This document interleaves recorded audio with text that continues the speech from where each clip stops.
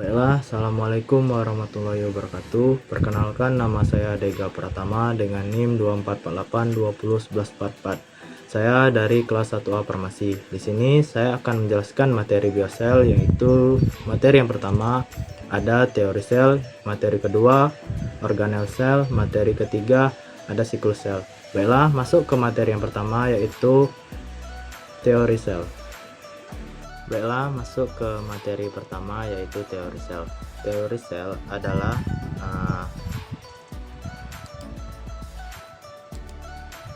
pengantar. 1. Sel sebagai satuan struktural, yaitu sel menyusun struktur tubuh organisme. Yang kedua, sel sebagai satuan fungsional, yaitu suatu sel dapat melakukan fungsi fisiologis organisme. Yaitu masuk yang kedua, yaitu perkembangan teori sel. Perkembangan teori sel ini dikemukakan oleh Aristoteles dan Paracelsus, hewan dan tumbuhan yang sangat rumit, terdiri atas beberapa unsur yang selalu terulang dan tergabung dalam tiap tubuh makhluk hidup. Robert Hooke 1665, ruangan kosong seperti lubang kecil pada sepotong gabus yang diamati dengan lensa pembesar disebut sel cella dengan pembatas diafragma. Yang ketiga ada fungsi dan bentuk sel. Bentuk sel yaitu ada multiseluler, uniseluler. Masuk ke fungsinya, yaitu fungsi yang pertama, fungsi sel ini untuk mengambil nutrisi, yang kedua untuk mengoksidasi, yang ketiga untuk mengeluarkan zat sisa, yang keempat ada transport nyawa, senyawa, yang kelima ada pertumbuhan dan perkembangbiakan. Baiklah, yang keempat ada materi ukuran sel. Ukuran sel ini ukurannya sangat kecil, diperlukan mikroskop monokuler dan binokuler atau elektron atau inverted dengan perbesaran 100 kali lebih untuk melihat sel ini. Panjang atau lebar sel dapat diukur dengan mikrometer seluler okuler yang telah dikalibrasi dengan mikrometer objektif. Masuk klasifikasinya, sel eukariot dan sel prokariot ditentukan berdasarkan ada tidaknya membran inti dan cara sel menggunakan energi autotrop dan heterotrop. Baiklah, sel eukariot, sel yang memiliki membran inti pada sel hewan, tumbuhan dan manusia. Sel berukuran 1-100 mikrometer dan lebih kompleks, multiseluler atau uniseluler, bersifat aerob, organel kompleks dan terbungkus membran. Struktur DNA lurus dan sangat panjang, membentuk spiral ganda pada inti sel, mitokondria dan kloroplas. RNA disintesis di dalam inti sel, protein di dalam sitoplasma disintesis. Respirasi dilakukan pada mitokondria. Sel prokariot, kromosom tidak mengandung histon, tidak memiliki nukleus, dan tidak terjadi mitosis dan meiosis. Materi genetik berada di sitoplasma. Keberadaan gamet, tidak terjadi peleburan gamet. Sebagian terjadi pembentukan diploid, sebagian dengan transfer DNA searah. Sistem respirasi secara difusi, dan contohnya ganggang hijau dan bakteri. Oke, lanjut. Ini adalah gambar sel eukariot ya. Yang pertama di sini yang di bagian kuningnya ini adalah inti selnya atau nukleus ya. Lanjut, bahan penyusun sel. Bahan-bahan penyusun sel ini ada sangat banyak sekali, terutama air, karbohidrat, protein, lipid, asam nukleat, seperti mineral juga ada ya, seperti kalsium, natrium, kalium, dan sulfur. Oke, lanjut. Sel bakteri. Oke, sel bakteri ini kapsulnya berupa lapisan mukus berkaitan dengan sifat. Dia patogenitas, flagel atau terica, fili atau fimbriae berupa benang halus pada gram negatif. Dinding sel di antara kapsul dan sitoplasma. Bentuk selnya tetap, tidak memiliki vakuola ya. Oke, lanjut. Sel bakteri dia memiliki membran sel, lalu sitoplasmanya mengandung granula seperti spora, vakuola, dan massa pembentuk inti. Lalu lanjut inti sel, ribosom, mesosom, dan polutin. Dan tidak lupa pula sel bakteri ini punya granula polibeta hidroksi asam nukleat dan mitokondria dan juga spora atau endospora. Baik, lanjut. Kita masuk sel tumbuhan. Sel tumbuhan ini memiliki dinding sel tebal yang tersusun atas selulosa, hemiselulosa, kutin, lignin, dan pektin. Memiliki kloroplas dan plasmodesmata atau vakuola, peroksisosom, dan glioksisosom. Biasanya tidak ada nukleus, badan Golgi, dan lisosom. Bentuk selnya kaku. Lalu sitokinesis dengan pembentukan dinding sel baru. Meristem jaringan embrionik seumur hidup. Oke, lanjut. Ini adalah gambar sel dari sel tumbuhan ya. Di sini kita bisa lihat di bagian ungu ini terdapat nukleus ya. Nukleusnya yang membentuk bulat ungu ini ya. Lalu kloroplasnya ada di bagian yang dilingkari merah, yaitu kloroplas. Nah, lanjut, yang biru besar di bawahnya itu adalah vakuolanya. Nah, oke, lanjut sel hewan. Kita lanjut sel hewan ya. Sel hewan ini tidak memiliki dinding sel, tidak memiliki vakuola dan kloroplas. Terdapat nukleus, badan Golgi, sentriol, dan lisosom. Sitokinesisnya dengan invaginasi. Totipotensi lebih rendah dari sel tumbuhan. Oke, lanjut ke struktur selnya, yaitu yang pertama ada tempat kromosom dan biosintesis, ini komponen di dalam sel. Yang kedua ada pusat reaksi, kontrol aktivitas dan reproduksi sel. Yang ketiga ada penentu pola aktivitas, yaitu fungsi dan kerja sel.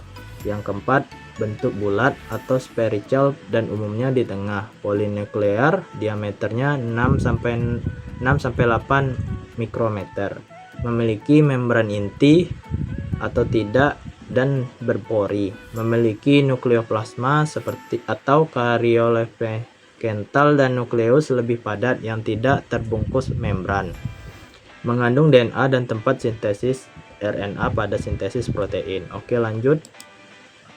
Kita masuk materi yang kedua, yaitu organel sel.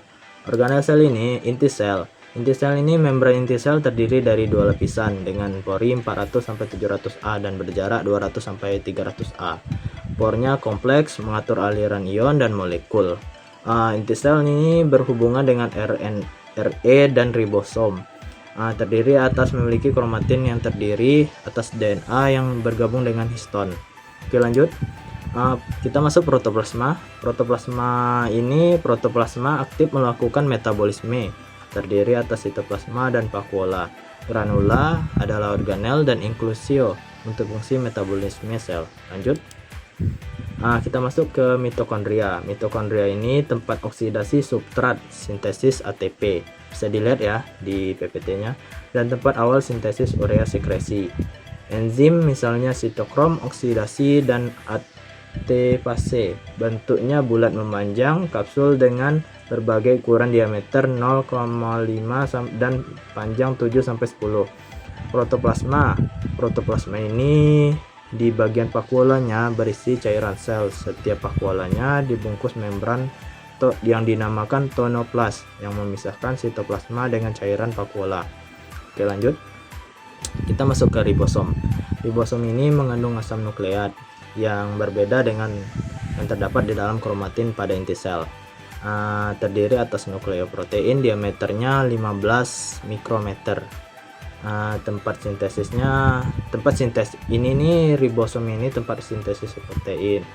RNA melekat pada ribosom atau poliribosom sebagai alat cetak pembentuk polipeptida. Oke, lanjut.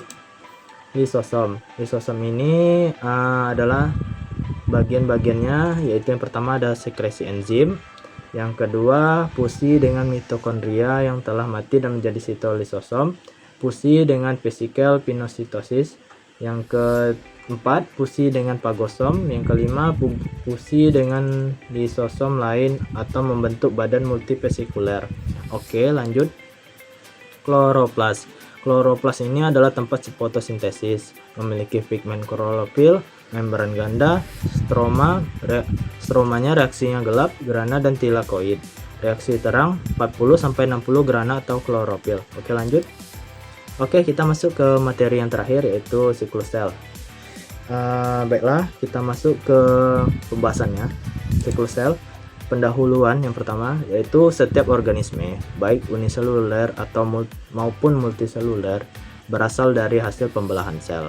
Nah, yang kedua, siklus sel adalah rangkaian kejadian terurut yang terjadi dalam sel yang menyebabkan membelah menjadi dua sel anak. Yang ketiga, yaitu proses ini penting untuk pertumbuhan, perkembangan, perbaikan jaringan, dan reproduksi. Oke, lanjut. Oke, kita masuk ke siklus eukariotik ya. Regulasi siklus sel. Siklus sel ini diatur oleh sistem kontrol yang kompleks untuk memastikan bahwa setiap fase diselesaikan dengan benar. Nah, sebelum fase yang berikutnya kita mulai, kita harus memastikan dulu fase ini benar ya. Oke, lanjut. Titik pemeriksaan checkpointnya, titik kontrol dalam siklus sel di mana proses diperiksa dan diperbaiki jika terjadi kesalahan. Oke, titik pemeriksaan G1 memeriksa ukuran sel, nutrisi, faktor pertumbuhan. Titik pemeriksaan G2 memeriksa replikasi DNA dan kerusakan DNA. Titik pemeriksaan M memeriksa keterikatan kromosom ke benang spindle. Protein mengatur protein yang mengontrol siklus sel, termasuk siklin dan klinase, tergantung siklin. Oke, bisa kita lihat ini siklus sel, fitur-fitur dan fitur-fiturnya prokariotik dan eukariotik ya. Di sini ada, kita ambil contohnya beberapa aja ya. Yang fitur seperti jenis pembelahan, di prokariotik seperti pembelahan binar, kalau di eukariotik seperti pembelahan mitosis dan meiosis. Nah, di organel contohnya di prokariotik tidak ada organel yang terlibat, di eukariotik ada organel yang terlibat seperti sentriol dan benang spindel terlibat. Di regulasinya di prokariotik ini kurang terkontrol, di eukariotik terkontrol ketat dengan titik pemeriksaan. Nah, untuk jumlah kromosomnya di prokariotik ini biasanya satu kromosom sirkular. Kalau di eukariotik banyak kromosom linear. Oke, lanjut. Kita masuk di siklus sel prokariotik. Siklus sel prokariotik ini terutama pada bakteri umumnya melibatkan proses yang disebut pembelahan binar. Berikut adalah tahap-tahapannya ya. Yang pertama ada itu replikasi DNA, yang kedua ada pertumbuhan sel, pembentukan septum, dan sitokinesis. Kita masuk di replikasi DNA dulu. DNA bakteri yang terbentuk sirkular direplikasi dimulai dari titik awal replikasi. Pertumbuhan sel, sel memanjang dan salinan DNA bergerak. Yang ketiga pertumbuhan septum, dinding sel baru atau septum mulai terbentuk di tengah sel. Sitokinesis ini septum memisahkan sel menjadi dua sel anak yang identik masing-masing dengan salinan DNA lengkap. Oke, lanjut. Oke, baik, kita lanjut di siklus sel eukariotik ya. Sel eukariotik ini interfase persiapan sel untuk pembelahan terdiri dari fase G1, fase S, dan fase G2. Fase G1 ini sel tumbuh dalam ukuran mensintesis protein dan organel. Yang fase sintesis atau fase S, replikasi DNA terjadi menghasilkan dua salinan identik dari setiap kromosom. Fase G2-nya GAP2 atau sel terus tumbuh dan mempersiapkan diri untuk mitosis. Oke, kita bisa lihat di sini ada gangguan siklus sel dan kanker. Ini menjadi penutup terakhir untuk PPT kita ya. Baiklah, di sini bisa kita lihat di sini ada bagiannya. Di sini ada siklus sel yang baik, yang normal, dan di sebelah sini yang tidak normal ya. Di sini gangguan pada siklus sel dapat menyebabkan pertumbuhan sel yang tidak terkendali yang dapat menyebabkan kanker. Sel kanker mengabaikan sinyal regulasi normal dan membelah secara berlimpahan membentuk tumor.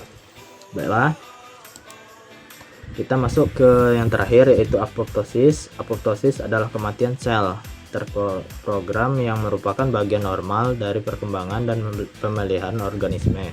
Sel yang rusak atau tidak dibutuhkan akan mengalami apoptosis.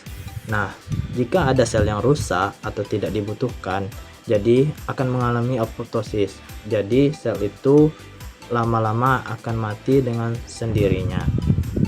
Nah, Jadi apoptosis ini untuk mencegah kerusakan lebih lanjut. Jadi yang terakhir adalah nekrosis. Nekrosis ini adalah kematian sel akibat kerusakan sel yang tidak terkendali, biasanya disebabkan oleh faktor eksternal seperti cedera, kita terjatuh, atau infeksi ya. Nekrosis dapat menyebabkan peradangan atau kerusakan jaringan. Baiklah. Oke, terima kasih telah menyaksikan video saya. Lebih dan kurangnya saya mohon maaf. Akhir kata saya tutup dengan wassalamualaikum warahmatullahi wabarakatuh.